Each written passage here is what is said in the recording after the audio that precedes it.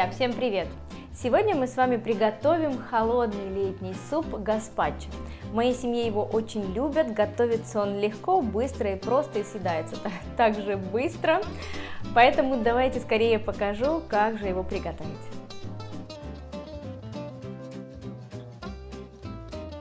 Для приготовления гаспачо нам понадобится 5-6 крупных томатов, 1 большой болгарский перец, 1/4 часть красной луковицы, 3 небольшие огурца, тостовый хлеб или батон 40-50 граммов без корочки, 3 столовые ложки оливкового масла, 1-2 зубчика чеснока, соль по вкусу, перец чили, если захочется остренького, сахар по вкусу и немного лимонного сока, тоже по вкусу.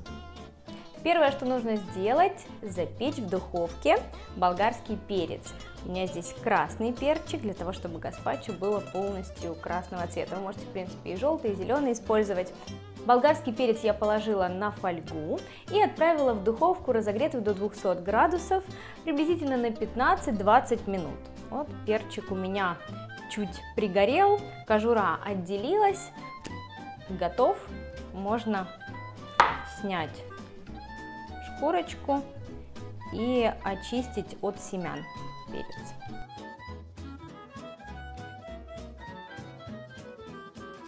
Все готово, чистый перец без кожуры и семян. Я очистила перец от шкуры и семян, нарезала небольшими кусочками и отправляю в большую миску.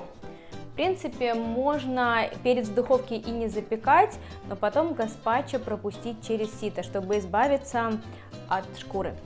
Так, этот процесс готов. Следующий процесс: мы заливаем томаты кипятком буквально на 2 минуты для того, чтобы снять шкуру. На помидоре делаю надрез, крестик, и заливаю кипятком. А пока помидор купается, нарежем огурцы. У меня здесь 3 маленьких огурчика.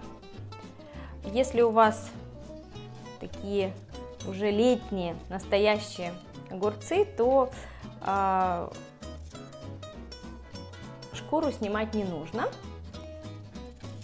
Разрезаем на небольшие кусочки.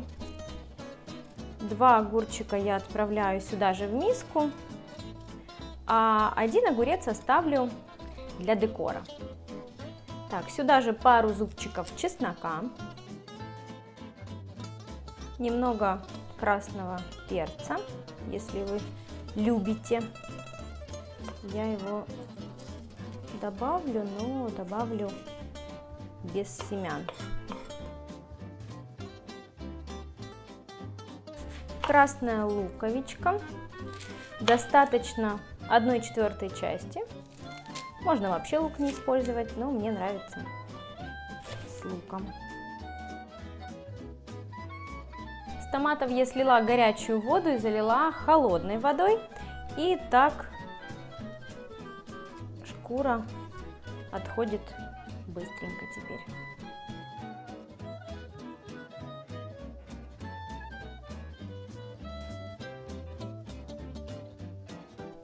Разрезаем помидор так на 4 части и убираем. Вот это все нам не понадобится. Оп. Это все не нужно. Берем только вот эту часть, скажем, мяско. И также поступаем со всеми остальными томатами.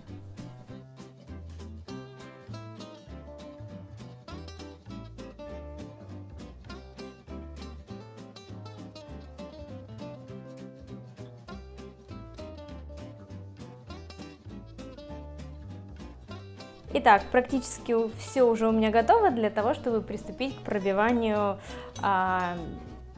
овощей и немного белого хлеба. Это может быть батон, может быть тостовый хлеб, только без горбушки. Отправляем, можно частями, все это в блендер и начинаем взбивать. до максимально однородной консистенции. Добавляем оставшиеся ингредиенты и продолжаем взбивать. Теперь пробуем, что же у нас получилось.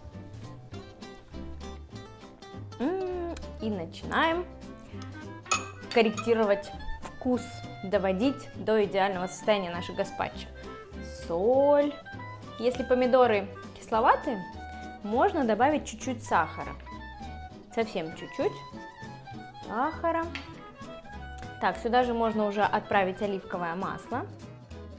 И чуть-чуть лимонного сока, но это в том случае, если помидоры не кисленькие, сбалансировать. Но у меня помидорчик чуть кисловат, поэтому лимон оставлю пока в покое.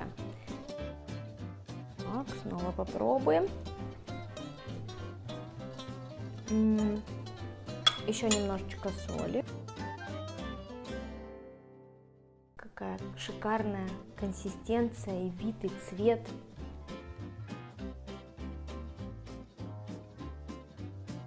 Все готово. Прекрасно. Перекладываем наше гаспачо в миску. Убираем гаспачо в холодильник приблизительно на несколько часов, для того, чтобы наш суп хорошо охладился. Холодный он намного вкуснее.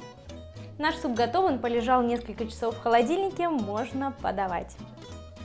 Друзья, если гаспачо покажется вам густым, то вы всегда можете разбавить его небольшим количеством кипяченой воды или томатным соком. В центр выкладываем нарезанный мелко огурец и лук, и чуть-чуть оливкового масла. Наш холодный летний суп гаспачо готов. Как вы видели, все легко, быстро, просто из доступных ингредиентов, а главное вкусно и полезно. Друзья, обязательно приготовьте такой суп, подписывайтесь на мой канал, оставляйте комментарии и давайте готовить вместе.